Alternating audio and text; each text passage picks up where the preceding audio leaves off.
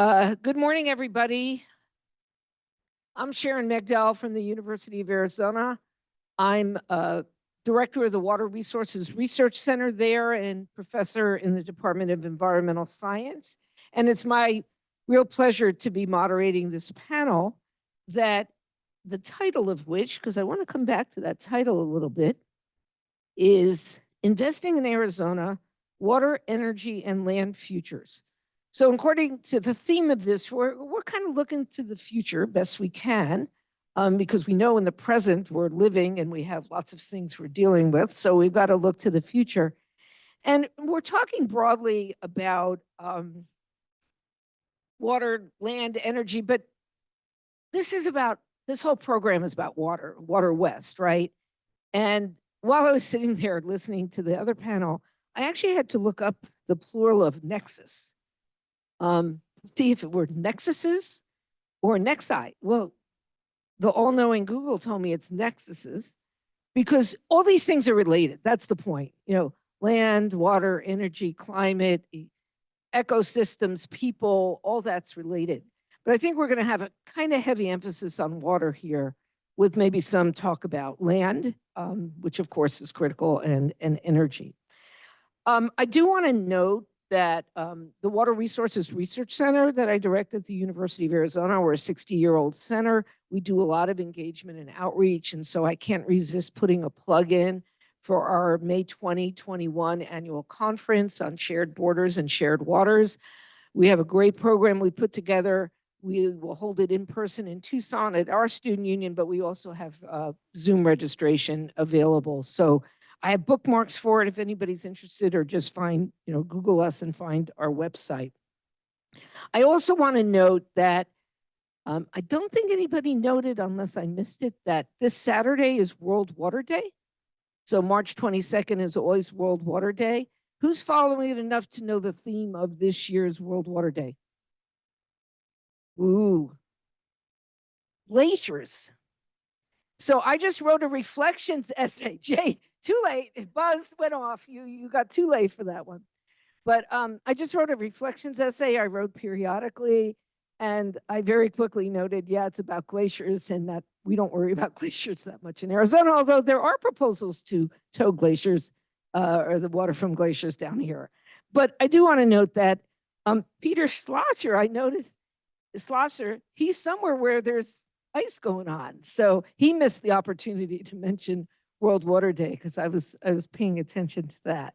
Anyway, it's important though, because it's a way of the world coming together and focusing on an issue to raise awareness and all that. So I appreciate the opportunity for us here today to be part of this effort to raise awareness and look at the future. So with that, I want to ask each of our speakers, and we have great speakers. We've got Glenn Williamson, founder and chief executive officer, Canada-Arizona Business Council. We've got Chelsea McGuire, now the director, no longer interim director, which we're all thrilled with, the Water Infrastructure Finance Authority of Arizona. And then we got John Boelts, who's president of the Arizona Farm Bureau, but I don't think that's his day job. I think he actually farms for his day job. And so our focus is some perspectives coming from Arizona, because here we are in Arizona, and we are a microcosm of many of the issues going on around the world.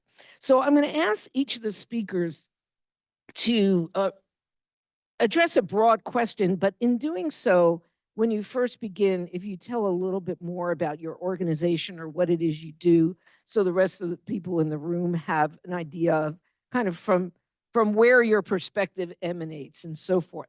So I'm going to first call on John to look at what are the opportunities for economic development in Arizona that relate to water, land, and or energy, and how can these opportunities be realized? So this is a big question. Don't feel rushed because we got some time. Thank you, Sharon. John Boelts, Arizona Farm Bureau President.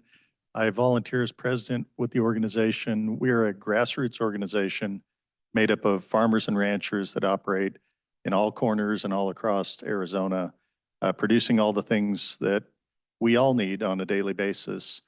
We do some of that with water that's diverted out of rivers. We do that some with water that's falling from the sky and everything in between. On my day job, as Sharon mentioned, I farm in Yuma County, Arizona, farming fresh vegetables, melons in the spring and fall. The winter vegetables, they're all for the fresh market. So are the melons. We grow cotton, wheat, other things. So a lot to talk about there, but I'm sure we'll get into some of that as it goes. But to answer your question, I think there's a lot of unique opportunities going forward. We're not going to get there without building on the past. Today, we sit here in this room reliant on mostly infrastructure that was developed 50 to 120 years ago. I don't know if everybody in the room really realizes it, but we're critically dependent on that for our daily necessities, not just for food and agriculture products, but for water delivery and storage. So I think our opportunities really are what the new vision will be. Some of what Chelsea will talk about, new opportunities to develop new wet water resources. Arizona's in a unique spot where only about 13% of our land is privately owned. That's a little bit different than a lot of other places in the West. So again, Arizona is unique. So a lot of great topics to get into, but I think it has to do, and it's fitting for World Water Day coming up, but also for this conference, it's all going to be tied to water. No economic activity, no human activity is going to happen without developing more wet water resources. So we'll have to all pool our resources and our minds and come up with the best opportunities that we can to develop that.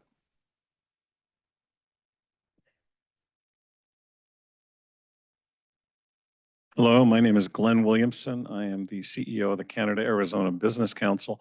We represent about 500 Canadian companies in Arizona and about 80 Arizona companies in Canada, employing 40 to 60,000 employees in the state of Arizona. Water is something that is near and dear to a lot of our hearts. The top 3 private water utilities in the state of Arizona are all Canadian. And if we didn't buy into water and the potential water solutions, we would not have been investing billions of dollars here. So while we look at all the complexities of water and we hear about all the complexities of water, we look that in the rearview mirror and we're focusing going forward. We're focusing on building things. We're not focusing on discussing or whining and moaning about the past. We are investing enormous amounts of money in this state going forward. Well, Sharon, thanks so much for putting this panel together and having me, and would be remiss if I didn't express how excited I am to be on a panel with 2 gentlemen that I respect very, very much. But I'm Chelsea McGuire. I'm the director of Arizona's Water Infrastructure Finance Authority. We are WIFA, not WIFIA. Those are 2 different things, but very interrelated, as we heard on the last panel. And really, I think our role comes in, Sharon, on answering the last part of that question, which is how are the opportunities when it comes to land and water and economic development going to be realized? At our heart, WIFA is a bank. And the great thing about being in that situation is that we get to remain agnostic on things like how water should be used and what the highest and best use of that water is. And we instead get to focus on how do we get the water here? How do we get it here at the best cost? How do we get it here with the least footprint? That's what we get to do. And in fact, we are not just, don't just get to do that, we have to do that. That is our statutory mandate. So the purpose of WIFA is to protect current and future residents of the state of Arizona, our economy, and our environment through a comprehensive water strategy. So what we get to do is bring resources to the conversation about how we use water more efficiently, about how water gets where it needs to go at the quality that that water needs to be. And then what I'll talk a lot about here is how do we bring new water into that conversation? How do we increase available water supplies for Arizona? And that's a really cool place to be, because when all of the great things that are talked about here are wonderful ideas, we get to bring sort of that tactical, how do we make it happen to the conversation? Well, thank you for the overviews. Maybe we can get into a bit more specifics, and I'll build upon some of David Palumbo's comments. He talked about what are the supply options. And again, we're focusing on solutions. We all pretty well know what the problems are, right? And so we're talking about solutions, and we're trying to look at the future. And Arizona looks at 100-year assured water supply. That's great. We talk about the indigenous people talk about planning for 7 generations, not just our children and grandchildren, but 7 generations. So we really do have to think about the future.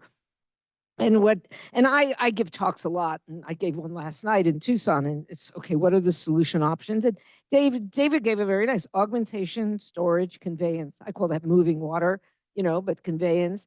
And then the conservation and efficiency aren't the same 2 things, but they can be related, right? Efficiency can lead to conserved water.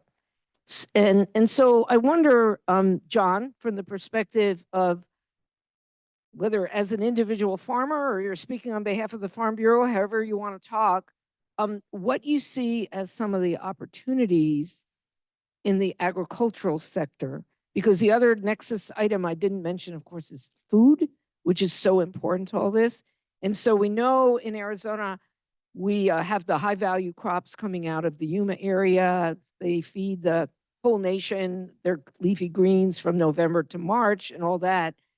But there's stresses. There's even stresses for high priority holders of Colorado River water use rights, in Yuma. If the water stops flowing over the dam or whatever, nobody gets it. So what do you, from your perspective, see as options, opportunities for kind of contributing to closing this imbalance between supply and demand? That's a great question, Sharon. So I'll start with kind of where we're at today and then maybe talk about some new opportunities. So today, we're looking at the Colorado River and wondering how can we get the water closer to the top of the dam, right? We don't want it to go over the top, but getting it closer to the top of the dam. Agriculture has been playing a key role in that past 30 years, particularly areas like where I farm in Yuma, getting more efficient, finding ways to produce more with less. That's what we commonly refer to in our business, modern agriculture, leveraging technology, trying to improve efficiency, and then trying to produce a better crop with less drops of water. So we have a great track record of that for the last 30 to 40 years. And in fact, if we hadn't been doing that already, probably about 20 years ago, the Colorado would have been in dire crisis, far worse than we are today. In other words, if agricultural users had not made those improvements, investments in efficiency, we wouldn't have enough water to go around today. So that would be California, Arizona agriculture, agriculture in the upper basin, on river, central Arizona, all over the place. That's across the board. So those advancements have provided for how we got here today. So I think the unique opportunities are things that universities are working on today, research on new varieties, new opportunities in crops that require or utilize less water to produce the same or more crop. So there's lots of opportunities there. And while all of us, I guess it'd be easier, everybody raise their hand if they don't rely on technology some way in their life, right? Nobody's going to put their hand up. But in the public, we have an aversion.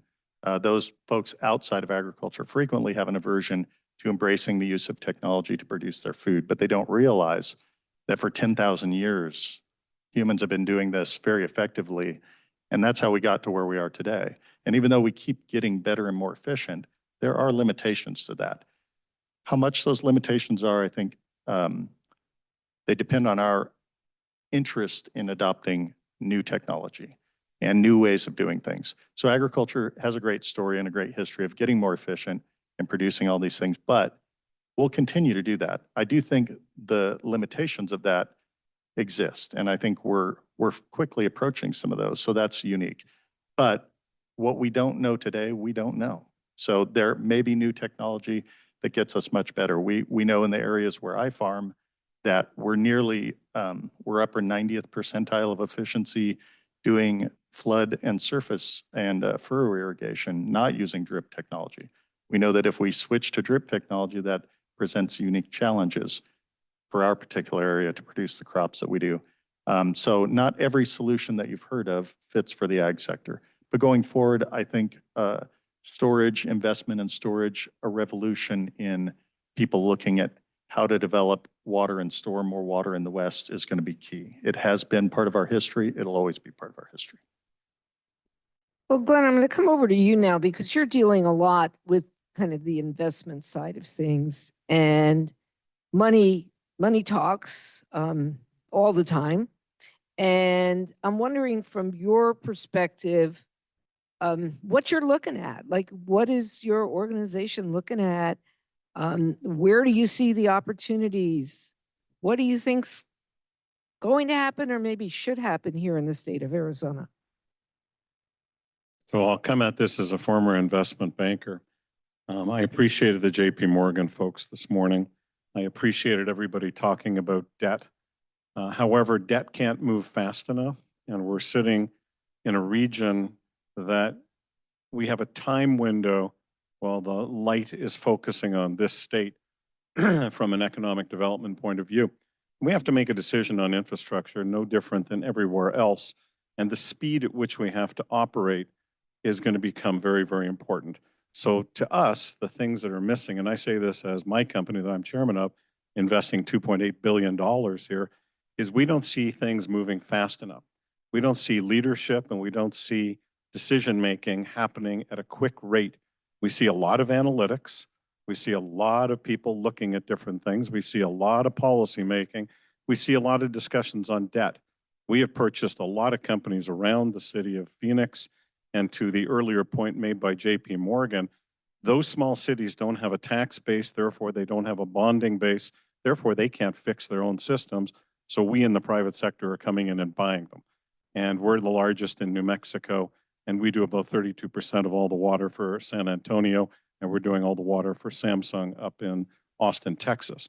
And we find this along with other companies like us, Liberty Water, that's owned by Algonquin, a major fund out of Toronto. We're looking to see if Arizona truly wants to grow with what its economic development groups are selling. You're starting to sell $165 billion semiconductor plants here. And if we start keeping down this road, we are going to find ourselves in a conundrum. And this is no different. And I'm going to blend over on energy for 2 seconds. We coordinated the acquisition of Tucson Electric Power. Our sister company to EPCOR is Capital Power here. TransCanada is an oil and gas company here out of Calgary as well. And we're now sitting here watching the SRP CEO and the APS CEO make statements like it took us 100 years to get here today, and we're going to have to double that in 10 years. How the heck does that happen? Well, we know we have smarts capabilities, companies like Stantec, a whole bunch of people that can do it. But can we move past the policies? Can we make the decision? Can we show the leadership? The money is there. I stand before you asking the question of anybody and everybody in this state. Show me a project and I'll show you a financier. We're sitting here, the Canadian pension plans control about $4 trillion. 38% of that gets invested in the United States. I sit with them day long, every day, and go, what do you want to do? And on the buy side of these folks, they're ready to write checks today. We can't come up with anything that's 500 million or $1 billion.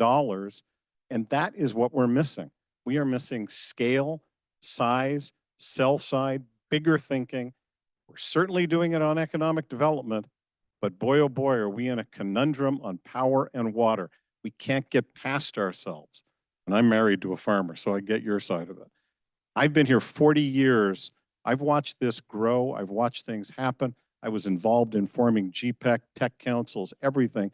And I have never seen, in the 40 years I've lived in Arizona, such an opportunity in such a short time with myopic thinking versus large, fast growing thinking, which by the way, goes on in Saudi Arabia, goes on in Dubai, goes on in Singapore, goes on in all these other places around the globe. God bless WIFR for pushing this thing forward and trying to get people, and they're trying to move, they're trying to turn the Titanic around in the Straits of Hormuz. This is a complex conundrum that we really need to focus on. I'll give it back to you, Sharon. Oh, I'm going to follow up with you a minute or two, Glenn, before I call on Chelsea. So tell us what you really think. No, that's not the follow-up question. But I wanted to just correlate what you just said to what maybe it was Manu said earlier. it does seem to be the people who are getting in the way, right? That, we have engineering knowledge, we have money, you're saying, because from a local level and, just for the boring background of me, I'm trained as an economist and not as a water resource economist or environmental economist.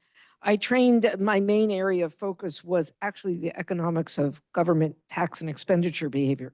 So things like government ability to issue debt or afford things of, differences in ability to pay. Those are things I think about to this day quite a lot. But I wanted to ask you two follow-up questions, one request actually, and that is, could you just mention what company this is you're the chairman of the board of? Because I don't think that was mentioned. So could you say a little bit about that, and then I have a follow-up question. Certainly. EPCOR is the company, and I was involved in bringing them down here 13 years ago. And our first acquisition was Fountain Hills. Then we bought American Water. Then we bought a whole bunch of other companies in between. We had a lot of money, and we saw nothing but opportunity in this state. Absolutely nothing but opportunity. And we bought in full bore, just like TSMC is. And we all see the same thing.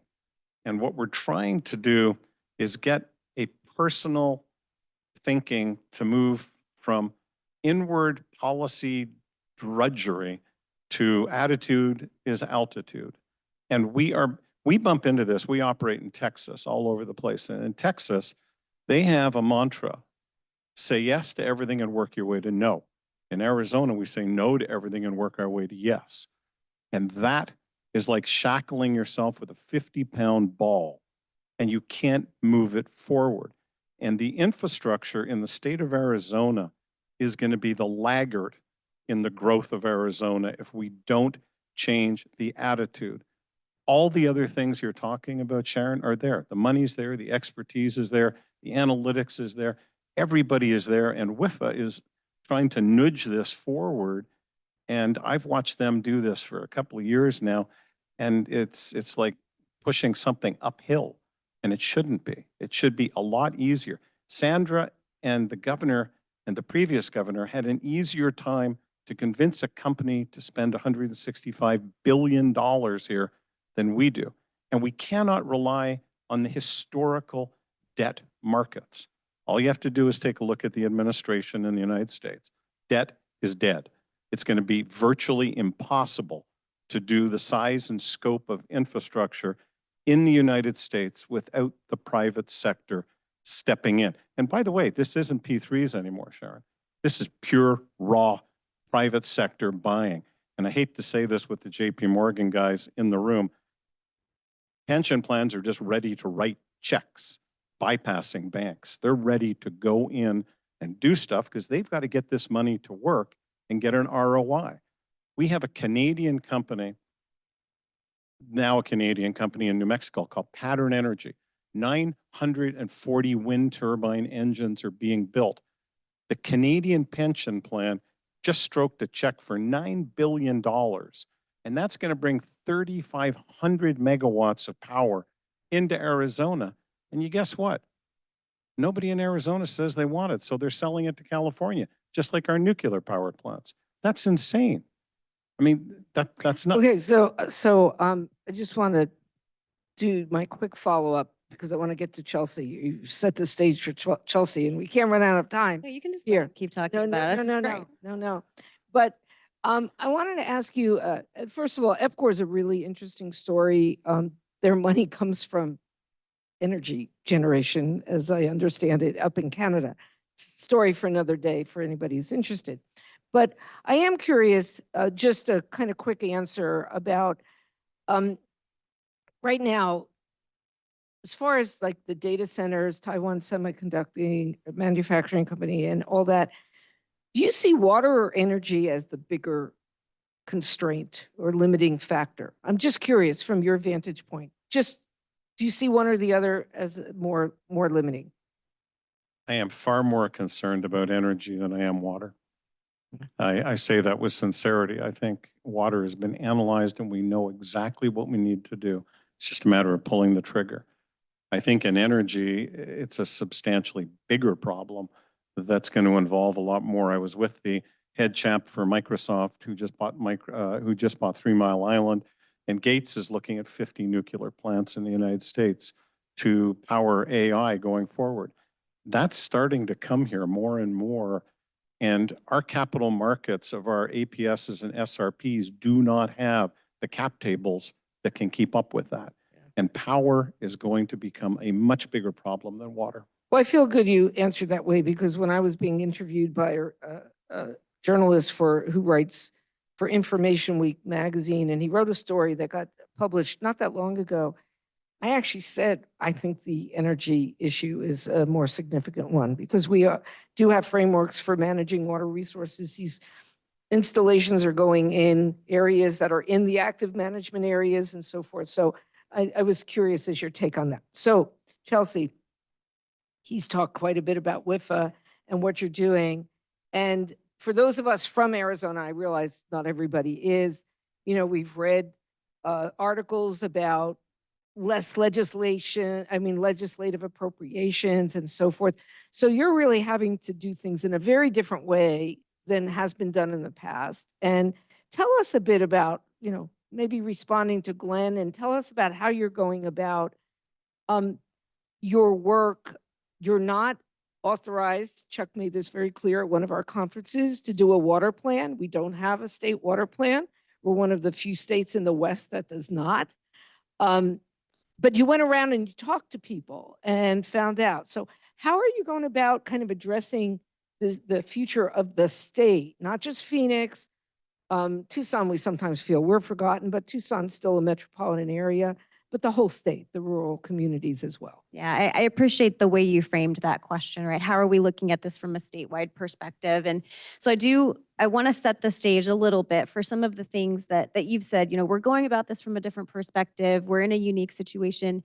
All of that, I think, is a feature of WIFA. It's not a bug. We were created because we did have some forward-thinking policymakers that said they recognized the need, they recognized the opportunity, and they said, how do we do this differently?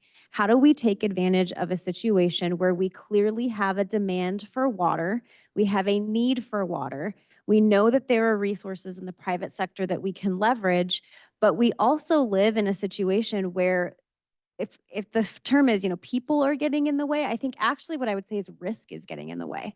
And it is the risk aversion of water managers that is a very good reason to have that risk aversion, right? They have ratepayers that they need to answer to. They have limitations in their resources that they can utilize. They don't know how to take what they need or how to take what they have, find what they need, and do that in a way that levels out that risk, and that doesn't do it in a way that shocks our ratepayers, that does it in a way that gets water where it needs to go at the time frame that it needs to go. All of that is going to be very complicated to do on sort of a macro level. So enter WIFA. And we were always Arizona's state revolving fund administrator. So we were very used to taking public resources, leveraging them into financing for private utilities and public utilities to do the kind of work they needed to do. And now we came and they gave us this other mission, this augmentation mission. And I also agree with Glenn that there's been so much talk about what augmentation should look like. And it feels a little bit like everybody has an opinion. And that's what we learned very quickly as WIFA. When we were handed this mission, we were handed significant resources and said, go out and find more water. Everybody had an idea of either why that would never ever work, or why this is the obvious project. And of course you should just do this and come and do it and it'll be fine. It'll be done and just sign on the dotted line. And what we learned very quickly was that because we live in a world with risk, and because we are working with water managers who need to manage that risk, we had to have a process in place. We had to determine not the highest and best use of water, not who should have access to our water and who shouldn't, not where the best kind of economic development in Arizona should go, but instead we needed to determine what is the target? What are the people who need that water saying they want to use the water for? We're agnostic as to that. We aren't making a value judgment on whether that's a good use of water. We're simply saying, is there a demand there? Is there a buy side? And the answer very quickly was yes. And so one of the ways that WIFA went around to determine what is the need for additional water was by talking to water providers that included private companies, that included municipal water suppliers. And we said, is there a hole in your portfolio?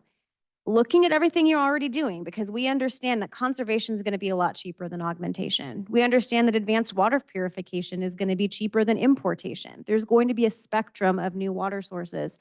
But even given everything you're already investing in, is there still a hole that you need to fill? And the answer was yes. And we learned that the size of that hole is somewhere between 100,000 and 500,000 acre feet per year in a time frame of about 10 to 15 years. I've been very happy to see that number has been kind of ground truthed a little bit. There's a lot of consistency in our assessment and other assessments that have happened, including by folks here at ASU. And so we said, okay, great, that's our target. Again, we're not making a value judgment on what you're using that water for. This is what you've told us that we need. Now it's time for us to go out and decide, not just talk about, right? But decide what is the project or mix of projects that's going to get us there and that's going to fill that hole. And again, everybody has an opinion. Everybody had an idea of what would or wouldn't work. And our board very quickly said, we need a process for determining the actual answer to that so that we can make a decision with confidence, so that we can make a decision with certainty. And so that's where WIFA is right now. In addition to administering a conservation grant program, and in addition to administering a rural water security and supply program, and of course our state revolving funds as well, we are also taking our long-term water augmentation fund, and we are currently in the market with a solicitation for procurement, and we're asking for qualified teams. We want those teams that are saying the exact kinds of things that Glenn is saying in terms of, we can do this. We know how to do this. We've done this before. We're asking those teams to prove to us their experience. We're asking those teams to prove to us their capability. And then we're asking them, okay, so what do you think you can build? And what are you telling us that you can build? But we're not selecting a project yet. So we're probably not moving as fast as Glenn would want us to. And I know as fast as political attention spans are for sure. But what we're saying is, how do we bring these qualified teams and the projects that they have in mind? And then how do we assess their feasibility in a meaningful, transparent, and public way?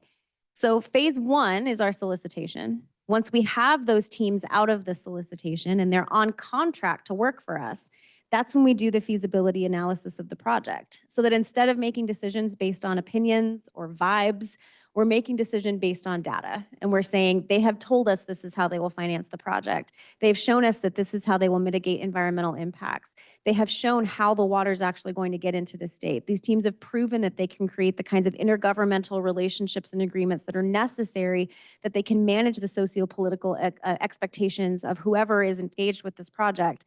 We're actually doing that feasibility analysis using public resources to do that feasibility analysis so that we can come to a decision as WIFA, as a state. This is what we're going to invest in. Let's go forward. Let's pull the trigger and let's make it happen.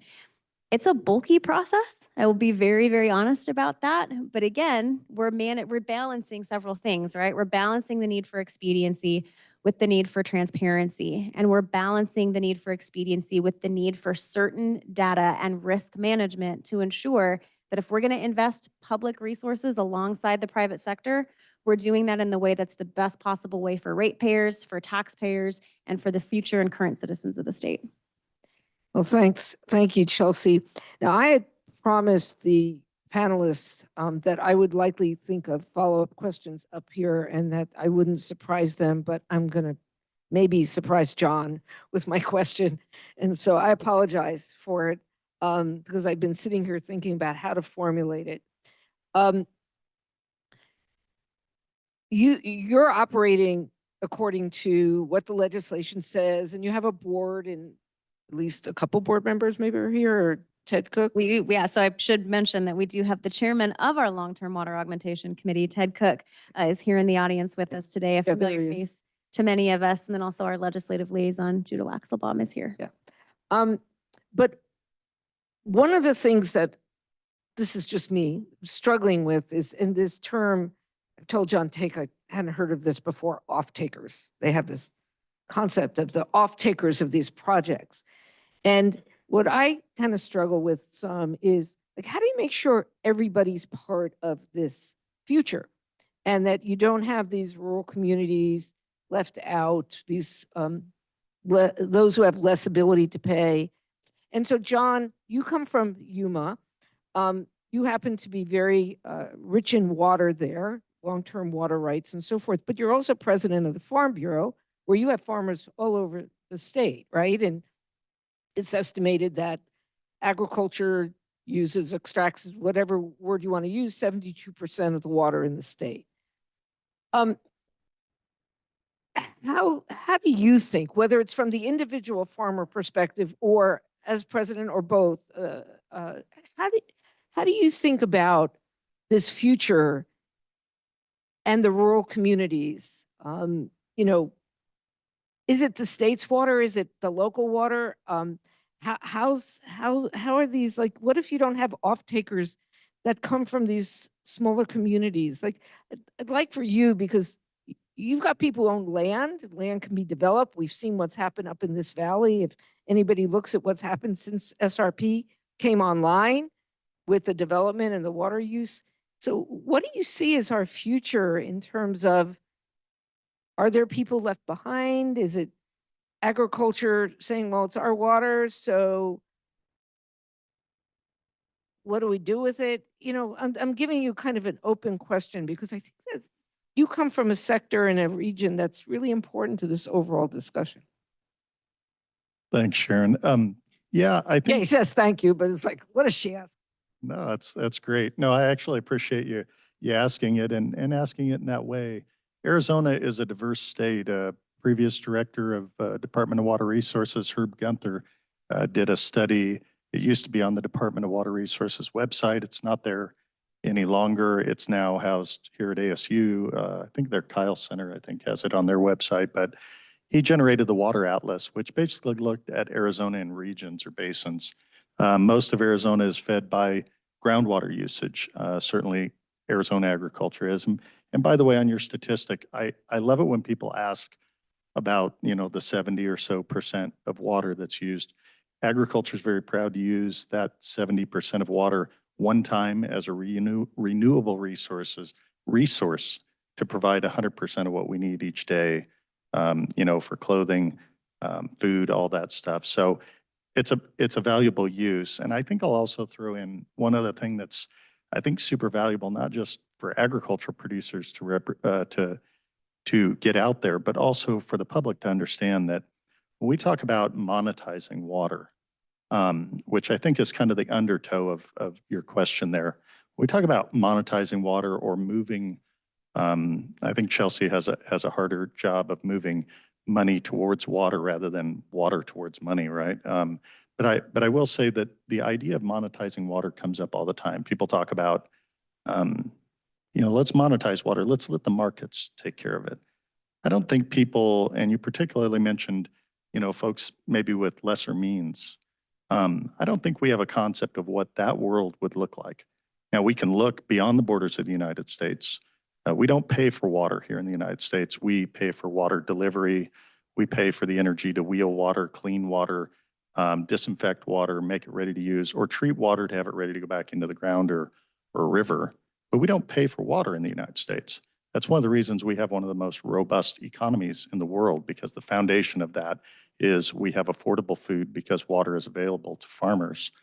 And water is abundantly available because we built projects and store it. But I think the short answer is each region of Arizona should have an opportunity to develop at its own pace, with its own resources, living within its own means. For the private property owners, people that live in those communities, the tribes that live in those regions of the state, I think there needs to be opportunity for all. And I think that's one distinct difference between Arizona and our neighbor to the west in California, in that I think we value that here. And I think there's immense respect for agricultural production, the value that agriculture brings. Even in this urban area, people flock to the small amount of production agriculture that still remains in Maricopa County. You see it in Pima County as well. I think it's key. I think we all understand that tie to the land, whether we make our living from it or not. But I think that's key for our future, is to understand monetizing water is a future of haves and have-nots and starvation. And we can look around the globe and see places where people don't have access to water, they don't have stored water, they don't have the infrastructure we're talking about. And I hope that's a motivator to build the infrastructure that we need for the next generation and not just look at buy and dry or pulling water from agriculture, because once the land is gone out of agricultural production, it's not coming back. And while what you mentioned is true, that Yuma does have a lot of longstanding water rights, our efficiency and our story there is that we are sharing the resource better than anybody. And something that's unique that people here in Phoenix may not understand is that you hear about water banking, maybe read about it in the newspaper, you know, this water delivery organization or this part of the California or Arizona, this entity stored water behind Lake Mead. They have a certificated water right it's held there in storage. You may not realize it, but agricultural water users don't use most of their irrigation water right year over year and do not have that ability to bank water. So it's a natural resource that's shared very well right now. Our current system works well. We need more storage. We need more development of wet water resources.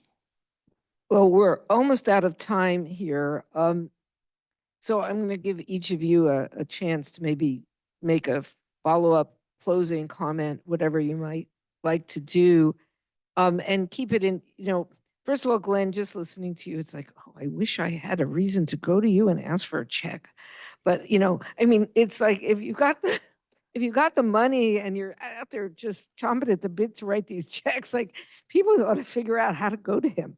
But serious, I mean, I'm serious with that too, but seriously, Arizona is known for its innovation in its water management and its water policy and being forward looking.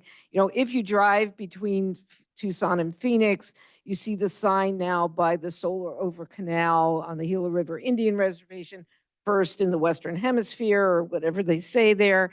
And interestingly enough, they were going to originally do the first one over near the outlet mall, but I think some delays, possibly from a government agency, got in the way of them doing it as quickly. Never happens. But anyway, don't quote me on that because I'm not an insider on that. But anyway, they got it done. It's there and they're doing more of it. But we're innovators and maybe, we want this to be positive. The other question is, what are the obstacles? Well, we've talked already about the obstacles. So, I'm going to start with you, Glenn, and end with Chelsea, just for final comments on any of this. So I hope everybody doesn't think I'm trying to be Debbie Downer in this all the way around. Arizona is hands down one of the best in the union for opportunities. Within our group, every company that I've mentioned is a member of our group. So we actually have a project hourglass that John Take chairs for us, and we have a vested interest in helping Arizona come up with solutions, Sharon. It is our goal. Should Arizona want to go to the next level? That's the fundamental question. Does Arizona want to go to the next level? If it does, all the fundamental building blocks are here. All the expertise is here. It's just a matter of saying, I want to go. I want to be in the game. Once Arizona says that and pulls a trigger and makes decisions like people did 70 and 80 years ago, which is the only reason we're here today. Can you imagine? We're barely keeping up with the next 4 or 5 years. What are we doing today, infrastructure structurally, for the next 50 or the next 2 or 3 generations down the road? And the answer is jack. I wish we were. We're going to go to John and then Chelsea. I think I was shut down. No, Well, we're running out of time. They're trying to keep I'm us on time. It's 11:30, and if any other time police are here, we're going to be done soon. I'm going to dovetail right off of what you said. I think leadership is key. When you go to the ballot box, when you're evaluating people in primaries and generals, when you're talking to your neighbors about encouraging, them, they're a thoughtful person that's forward-looking, encouraging them to run for public office. We need good leadership. We need folks elected to public office so that we can go to the legislature, we can go to the governor's office, and we don't have to start from square one with educating how we got to where we are today and where we want to go as a state. They're already of that mindset. They already have an understanding, or they know the right people to talk to. So ask those hard questions of elected officials, because Leadership is where it's at. The next generation coming up is going to kick our butt, and our kids' kids are going to kick our butt if we don't provide the same opportunity that we're enjoying today. And we're enjoying what we're enjoying today because of what was done 50 and 100 years ago. What are we doing today? Perfect segue, I think, John, into two cliches that I think represent WIFA's mission very well. The first cliche is a rising tide lifts all boats. When we bring more water into the conversation, those policy determinations about resource allocation, policy determinations about cost of resources and how we want to develop become a lot easier because one of those limiting factors is no longer a limiting factor. There's more water on the table. The second cliche I use a lot is the best time to plant a tree was 20 years ago, and the second best time to plant one is today. WIFA is in the business of tree planting. They're drought tolerant trees, so it's okay. But we're in the business of tree planting. We are making the kinds of investments, we are making the kinds of determinations we need to make today so that my kids and her kids can say, I want to live in Arizona and I can live in Arizona. And we've had the forward thinking leadership to do that, to enable us, to empower us to make those decisions. And WIFA is very committed not to squandering that authority. And we're really excited to come back here in 2 and 5 and 10 years and tell you what our progress is. Well, thank you, panelists, and join me in thanking the panelists for their great insights.